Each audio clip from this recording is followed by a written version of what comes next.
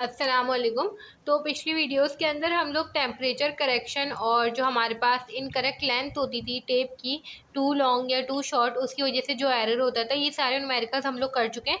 अब हमारे पास पुल करेक्शन होती है, मतलब कि टेप को अगर आप ज़्यादा लूज छोड़ दें तो उसकी वजह से जो टेंशन जो है वो कम अप्लाई हो, ज़्यादा अप्लाई हो, सही है। तो वो जो है ना हमारे पास पुल करेक्शन होती है, मतलब कि टेप आपके पास ऐसे होता है ना, अब आपने उसको मेजर किया ऐसे रख के, तो अब ये जो है पुल करेक्शन है, मतलब आपको ज़्यादा टेंशन अप्लाई करनी थी तभी ये सीधा होता।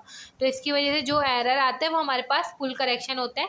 ये अगर हमें पता चल जाए कि हमारे पास पुल करेक्शन हो गए, पुल हो गया है ज़्यादा या कम, तो उसकी वजह से हम लोग करेक्शन फाइंड करते हैं और फिर उसको हम अपनी लेंथ में ऐड कर देते हैं, बिल्कुल वैसे ही जैसे टेम्परेचर करेक्शन किया करते थे। अगर आप लोगों ने वो समझ लिया और वो समझ आ गया है तो ये भी समझ आ जाएगा, ठीक है। हमारे पास क्या होगा, करेक्शन हम निकालेंगे और वो चीज़ जो है हम अपनी लेंथ के अंदर ऐड करेंगे, तो हमारे पास जो है सही वाला आंसर आ जाएगा।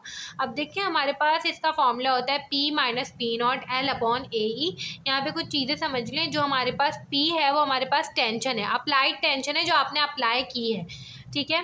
पी नॉट मतलब कि स्टैंडर्ड टेंशन, ठीक है, मतलब कि टेप जिस टेंशन पे जो स्टैंडर्ड किया गया था बिल्कुल वैसे ही टेम्परेचर टी नॉट की तरह, ठीक है। इसके बाद आपके पास एल हो गया जो इनकरेक्ट लेंथ है जो वो मेजर कर रहा है। उसके बाद आपके पास ए हो गया मतलब के एरिया, ठीक है, एरिया आपके पास है। और ये जो ई है वो इलास्टिक मॉड्यूलस है, इसकी वैल्यू होती है आपके पास 2.1 एक्सपोनेंट 6 किलोग्राम पर सेंटीमीटर स्क्वायर, ठीक है। ये इस तरह से। अब देखिए ये किलोग्राम में, अगर आप लोग इसको न्यूटन में देखना चाहें तो ये वैल्यू है न्यूटन में, ये किलो न्यूटन में, इस तरह से वैल्यूज इसकी वेरी करती हैं।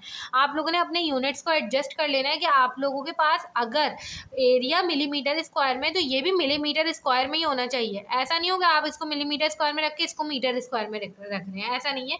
आपको इन दोनों के यूनिट जो है वो सेम होने चाहिए और आपकी जो लेंथ है वो मीटर में होनी चाहिए, सही है। फिर आप लोगों के पास बिल्कुल सही आंसर आएगा।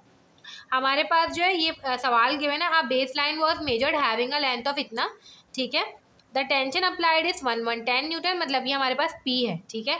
The tape was standardised at S 30 metre and a tension, tape जो है स्टैंडर्ड किया गया था और उसकी टेंशन जो है उस वक्त पे इतनी थी, ये मेरे पास P नॉट है।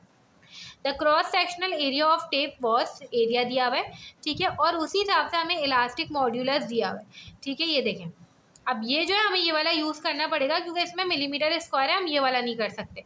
अब मुझे एक्चुअल लेंथ चाहिए, मैं सिंपल क्या करूँगी, P माइनस पी नॉट, मतलब कि 1110 माइनस का 70, और L मेरे पास कितना है 812.701, ठीक है। और हमारे पास हो जाएगा AE, मतलब कि एरिया है 3 और ये हमारे पास है 210 एक्सपोनेंट 3 न्यूटन अपॉन मिलीमीटर का स्क्वायर, ठीक है। इस तरह से करके हम इसको निकाल लेते हैं। ये हमारे पास हो जाएगा 1110 माइनस 70, ठीक है। उसके बाद ये हो गया हमारे पास 812.701, नीचे अगर रखें तो 3, और ये चीज़ हो जाएगी 210 एक्सपोनेंट 3। तो आप लोगों के पास ये करेक्शन आई है 0.0516। अब देखिए ये करेक्शन आई है, ये हमारे पास एक्चुअल लेंथ नहीं आई है, हमसे एक्चुअल लेंथ पूछ रहे हैं, ठीक है। तो आप लोगों को करेक्शन को ऐड करना पड़ेगा। एक्चुअल लेंथ के लिए आप लोग क्या करेंगे, L डैश प्लस का CP, ठीक है। ये हमारे पास जो है 812.701 प्लस का 0.05516, ठीक है। ये हमारे पास आ गई 812.753।